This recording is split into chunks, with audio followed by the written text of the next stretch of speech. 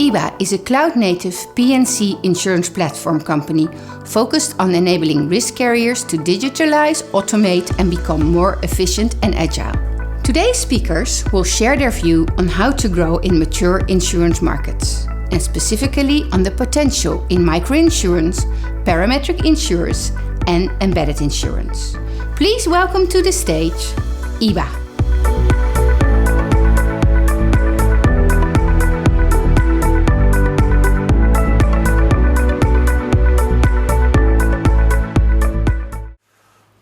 Hello and good morning and welcome to this presentation. I am really excited to be here. This is truly a rock star stage.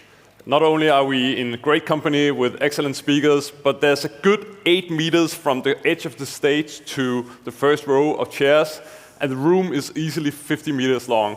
And I think perhaps the DIA designed this room as an analogy for the insurance industry about the distance between the insurance companies and their customers, because I have absolutely no idea what's going on in the back end of the room.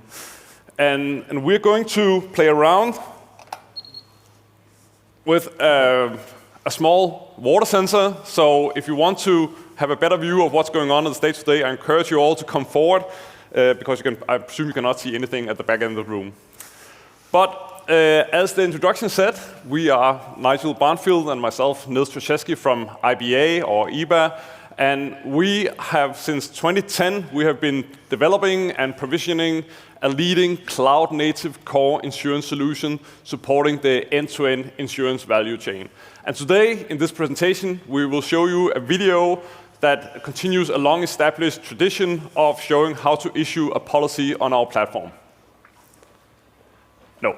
That's not at all what we're going to do. We're going to perform a live demonstration, and in that we're going to pour some water on a water sensor and see if that can teach us something about how to achieve profitable growth in the insurance industry, especially with the focus on mature markets. So let's see how that happens. So everybody is looking for growth. Everybody is looking for growth. In fact, just in the presentation we just saw from Generali, in the upper left-hand corner on the slide, it says how to become a lifetime partner driving growth. Everybody is looking for growth. I don't think there's a single person that went to their work in the office every morning and said, today I'm going to do the exact same thing as I did yesterday. Today I'm going to maintain status quo. Everybody wants to develop themselves, their company, their market, and so on. Everybody is looking for growth. And especially, obviously, people like you who has traveled to participate in industry events like this, you want to develop, you want to see what can be done to grow. And for some time, we've been talking about disruption as a way of growing. And I can easily see why disruption of the insurance industry is very appealing to everybody. Because if you are the disruptor, if it's you who's disrupting the insurance industry, by nature, you will have access to a lot of growth. In fact, you can even scoop the market because you have found a brand new way of doing this. The problem is that we don't really have a clear view of how that disruption is going to look. And in fact, if somebody figured it out, we'll probably be out there disrupting the insurance industry and not sitting in here, and most certainly we'll probably not be sharing with our colleagues in the industry how to disrupt the insurance industry. In fact, we'll probably be doing it ourselves. So nobody has actually figured it out, and that has led to the idea about innovation. So under the idea is if you continue to innovate, ultimately you'll find a way to disrupt the insurance industry, and that way you will achieve growth. Again, without actually knowing how that innovation or disruption is going to look. And growth has been awarded to some. There has been players out there who has been growing a lot. But there is a problem here. The company that we've been all talking about for some time, who claim that they found the key to disruption, is not really being appreciated by the investment market. In fact, they are currently trading at about just short of $20 per share, which is 50% down the IPO price and 70% down compared to their ultimate, the maximum of their share price. So there's something that's not being appreciated in terms of growth by the investment market. And I think the tide is turning now. There's some new changes, there's new things we need to be aware of when it comes to growth. In fact, it has to be profitable growth. So today we'll be discussing some of the basic opportunities for growth, and we'll be discussing how to achieve not only growth, but profitable growth. And for that, we'll be turning to some business strategy, especially for blue ocean strategy. I'm sure many of you are familiar with it, and the presentation today is going to be about pouring water on the water sensor and not to discuss business strategy. So I'm going to fast forward to the interesting part of this and establish that blue ocean strategy is about finding pockets of opportunities in otherwise unattractive markets. So as a mature insurance industry, Western Europe, the Netherlands, the Nordics, where we're from and so on, they all see very high insurance penetration, very difficult to find growth without actually having to take the bread out of your competitor's mouth. But there might still be some pockets of opportunities where you can grow without actually having to compete against anybody else. You're making the competition irrelevant because you have found a way to carve out a piece of the market, especially for you. And the blue ocean strategy was developed by professors at INSEAD in 2005.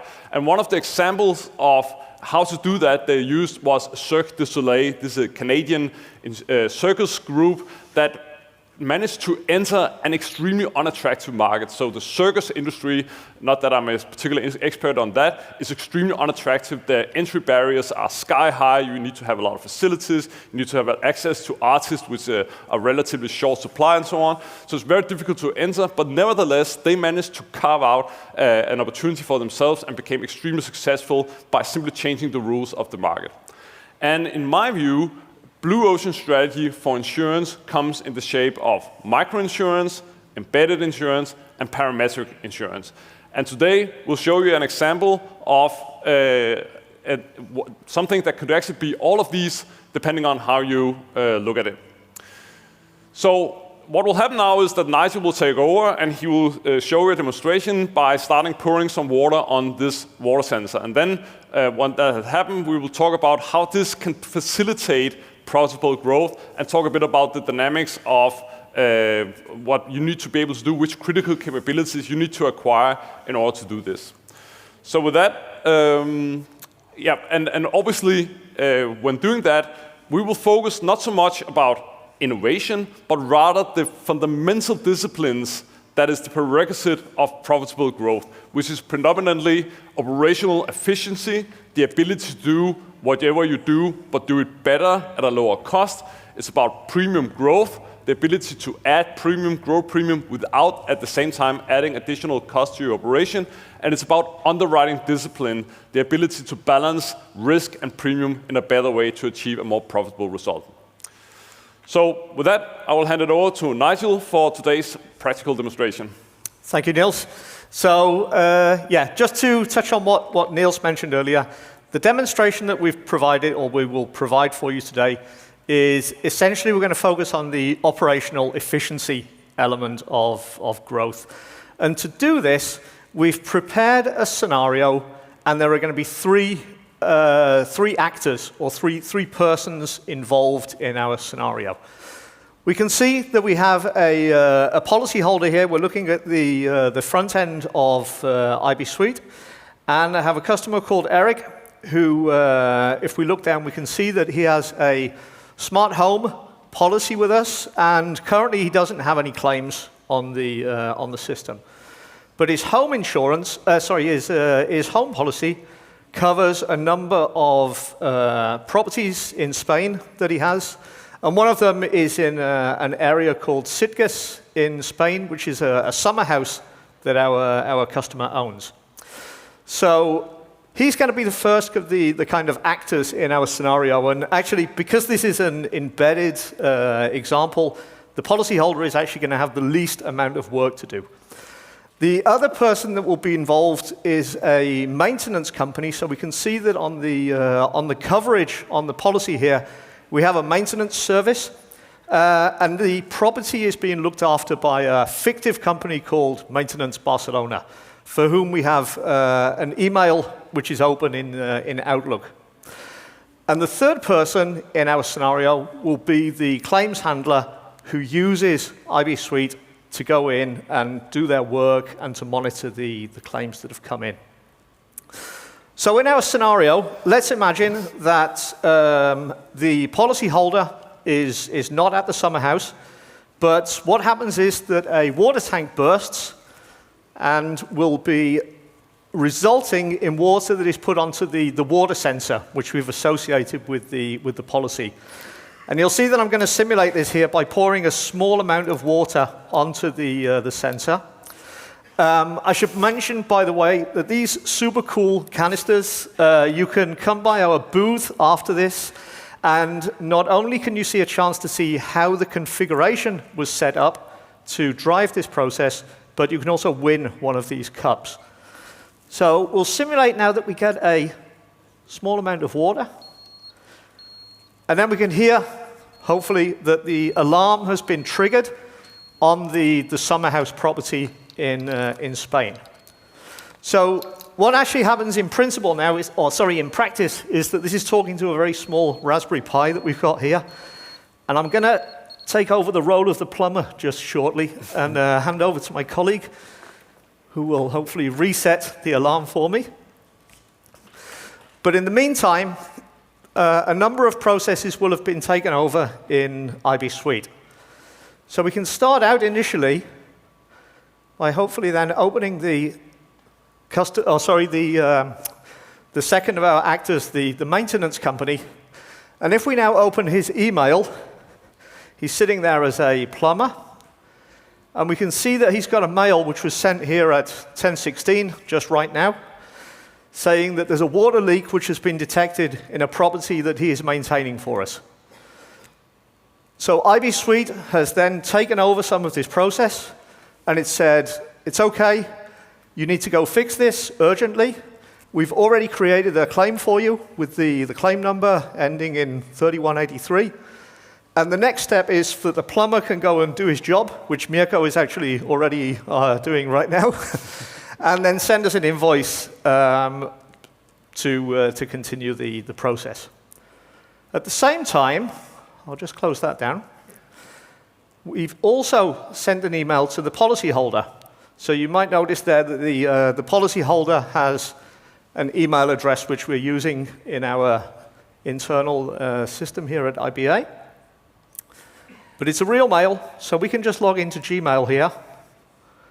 And we can see that right now, 10:16, we have a water damage which has been detected in your property. But take it easy, because we've already sent the plumber to go and deal with the problem. And then as we reset the alarm just there, then we can see that we've also sent a second mail a few moments later to say, okay, the plumber has been onto the scene, has reset the alarm, and is going on with fixing the damage. I should mention, by the way, that obviously all of these templates for communications were also configured within IB Suite. So that's two of our kind of actors that are happy in IB Suite. We have the policyholder is happy because he has received a mail to say that everything's under control. The plumber has got some work. And finally, we take over the role of the claims handler who was sitting in her home page. And we can see now that an alert has popped up on the home page to say that a water alarm has been triggered in this property. And Google has very kindly shown me these apartments in details along with their review scores. And if I jump into the claim now, we can see that we have the policy. And now we can see on Eric, we have a claim which has been created. We can get an overview of all of the communications, so we can see a collection of all of the 3 emails that were sent out, the mail to the plumber, the 2 emails to the customer, and the initial reserves have been set up on the claim. So the entire process didn't need the policyholder to do anything. The claims handler has also had the claim initialized and set up, and the plumber can get on with the work. So that's an example of how we could use operational efficiency to drive growth. So I'll hand back over now to Niels to go back and give us a wrap-up on what we've seen. Absolutely. So clearly, the keyword here is automation, but let's get back to that in a second. First of all, let's just discuss what kind of insurance we were just looking at here. So is this microinsurance? Well, it could be, because it could be an individual coverage only covering the event of a water burst, of a water tank, or a flooding event, or something like that. So it could be a microinsurance example. Could it be embedded insurance? Absolutely, because the insurance could also come together with the water sensor. So it'd be not provided by an insurance company or something else, but together with the water sensor. So you install the water sensor, and that way you're also covered for this particular type of insurance. So it's also embedded insurance. Could it be parametric insurance? Well, it could also be parametric insurance. Parametric insurance is that you are entitled to a compensation if a certain event occurs within certain parameters. And this could essentially be a yes-no situation. Is the apartment flooded or not? And if it's flooded, regardless of the loss that you have suffered, you are entitled to a compensation, and that happens automatically. So certainly the